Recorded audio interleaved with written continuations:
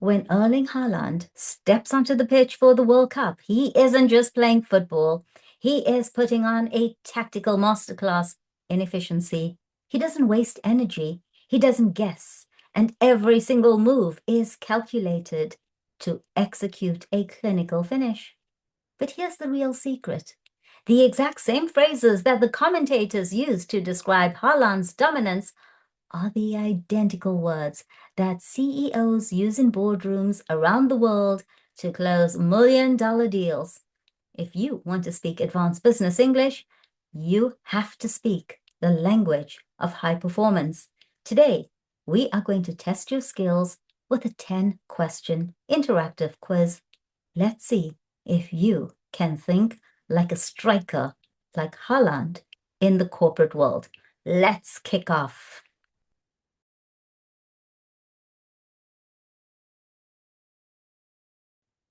To move the goalposts.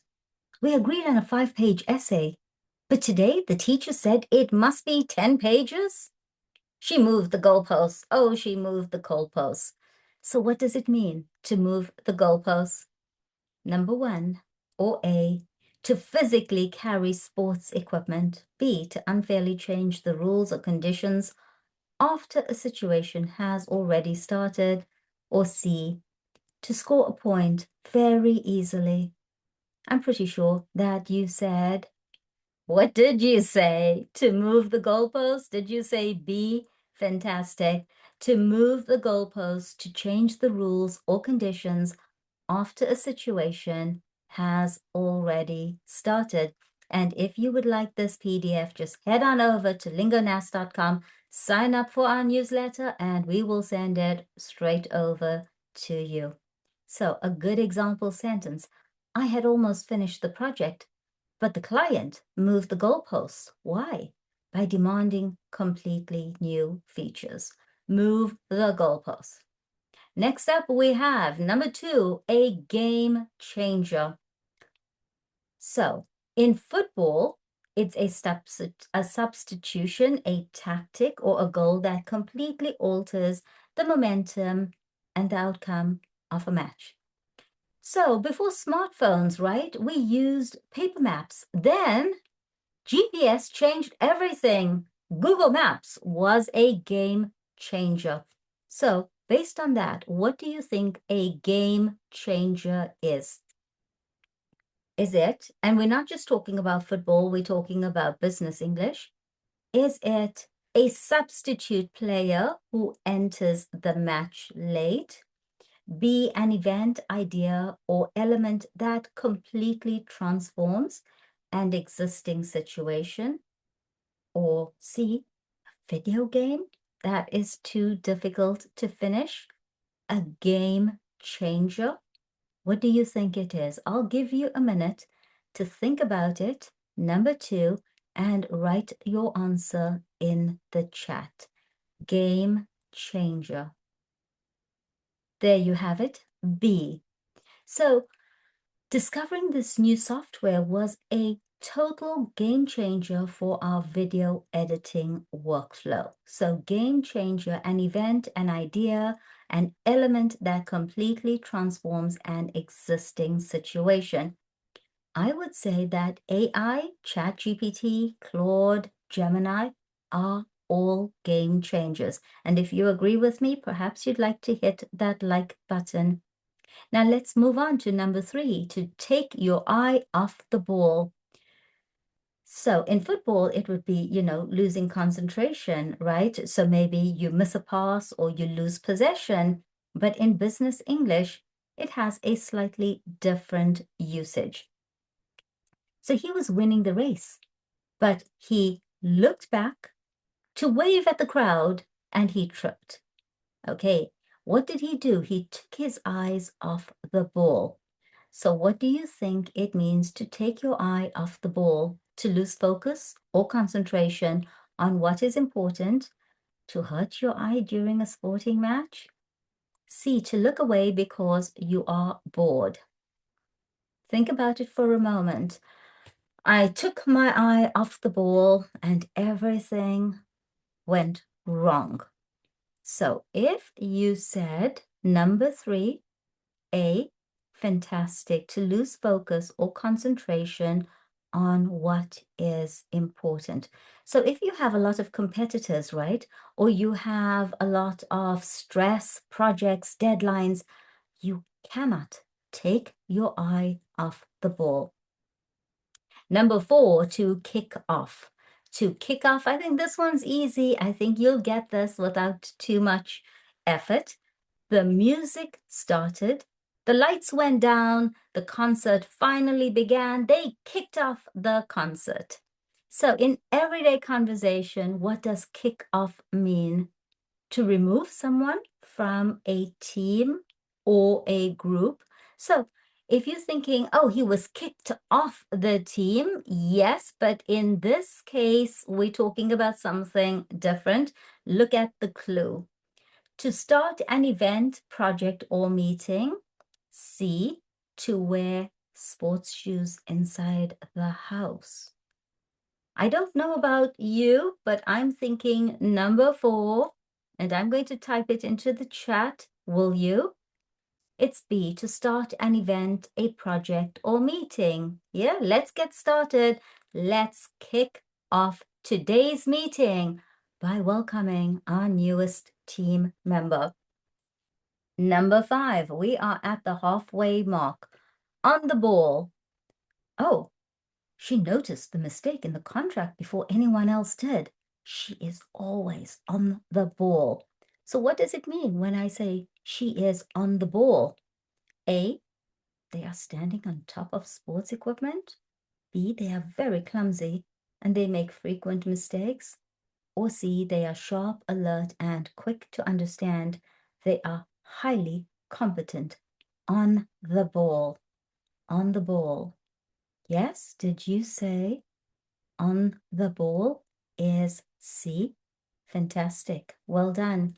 So our new assistant is on the ball.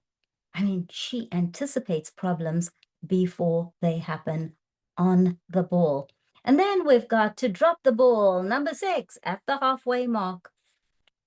So everyone was waiting for the presentation files, but Mark forgot to save them. You know, Mark is just not on the ball. I don't know what's going on with him. He just dropped the ball. He messed up. He screwed up. He dropped the ball. So what do you think drop the ball means? A, to make a careless mistake or fail to handle a responsibility. B, to quit your job without telling anyone. C, to drop something fragile like a ball on the floor. Number 6, did you say A? Fantastic. Yep. Uh-oh, the marketing team completely dropped the ball.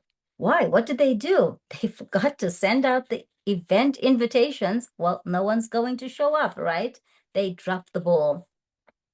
Number 7, you may have heard of a whistleblower. So now we've got to blow the whistle on something. What do you think it means? So in this company, or you may have heard of Edward Snowden, the whistleblower. So an employee found out that the company was doing something wrong, maybe dumping chemicals, maybe spying on citizens, and that employee informed the police, called the police, blew the whistle on the company. So what do you think it means to blow the whistle? Make a loud noise to get attention, to report illegal, unethical, or corrupt activity to the authorities, or C, to stop a game because someone was injured. Number 7, would you just like to take a moment to write your answer in the chat? Number 7, to blow the whistle on someone. Did you say B, to report something illegal, unethical, or corrupt to the authorities? Yes, perfect. So he decided to blow the whistle on the bank's illegal money laundering scheme. Wow, he blew the whistle. Number 8, to score an own goal. You don't want this to happen, right? Now, in football, it's simple. You accidentally kick the ball into your own team's net. Uh-oh. And you give a point to the opponents. Not cool, not cool. So But what do we say? What do we mean by saying someone scored an own goal in, their real everyday life? So how about someone who stays up studying all night, right? And then is so exhausted the next day that maybe they sleep right through the exam, or they sleep right through the alarm and don't even show up for the exam? Well, that person is scoring an own goal. So A, to do something intended to help yourself, but which accidentally backfires and damages your own interests. Wow, that was a long definition. B, to cheat during a game to win points. Or C, to achieve a goal entirely by yourself without any help.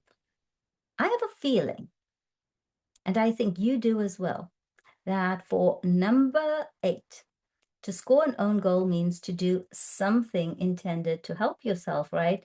But oops, it accidentally backfires and it damages your own interest. If you said A for number 8, fantastic. That was not the easiest one. And try to think of an example of when you scored an own goal in your life, or somebody who did that, kind of messed up. Number 9, we often hear this in business English, a level playing field. So there's a new law, and it means that this new law states that small local shops pay the same tax rates as the big global corporations. Everyone's paying the same tax. Maybe even personal tax, right? Everyone pays the same percentage, and we'd call that a level playing field. So what exactly is it? Is it a football pitch that is perfectly flat without mud or hills? Or is it a situation where everyone has the exact same opportunities, rules, and conditions to succeed? So maybe in a country where everyone has access to free running water, access to accommodation that is reasonably priced, access to free education, access to free healthcare, everyone has it, then would that be a level playing field? Or C, a game where no one is allowed to win or lose? I don't know what game that would be. But number 9, if you said B, a situation where everyone has the exact same opportunities, that is a level playing field. Number 10, our last one. Oh, sorry, my bad. It was only 9 questions, so I'd love to know how you scored. Because I'm going to say whether you are watching Haaland smash records at the World Cup, or you want to negotiate your next salary raise, these expressions are going to ensure that you are always playing on a level playing field with advanced English learners and native speakers, because these are the phrases that everyone uses. So now it's a level playing field. Before this quiz, you didn't know these phrases, only the natives did, or maybe those who are taking constant lessons and have reached a C1, C2 level.